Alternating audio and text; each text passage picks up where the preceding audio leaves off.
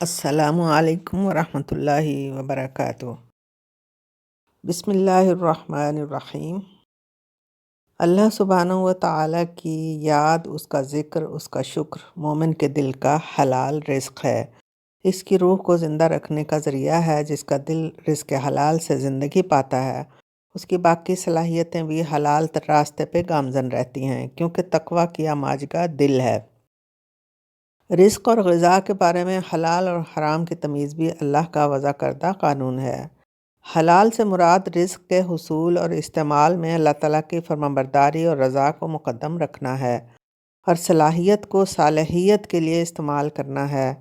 زندگی، مہلت عمر اور وقت خود ایک عظیم نعمت ہے۔ یہ مہلت عمر گزارنے کے لیے آزادی انتخاب شرف انسانی کا رزق ہے۔ اس کا حلال ہونا صراط مستقیم ہے، اور آزادی انتخاب کو شیطانی راستے پہ چلنے کے لیے استعمال کرنے والے حرام طریقے پہ مہلت عمر گزارتے ہیں۔ صراط مستقیم شرف انسانی کا وہ رزق ہے جو بہتر ہے اس سے جو لوگ گمراہیوں میں تلاش کرتے ہیں۔ وَرِزْقُ رَبِّكَ خَيْرٌ مِّمَّا يَجْمَعُونَ۔ زندگی کی ہر خوشی، تمنا، خواہش اور ضرورت کے حصول کے دو طریقے ہیں، ایک رحمان کے بتائے ہوئے حلال طریقے سے اور دوسرا شیطان کے بتائے ہوئے حرام طریقے سے۔ اب آزادی انتخاب ہمارے پاس ہے۔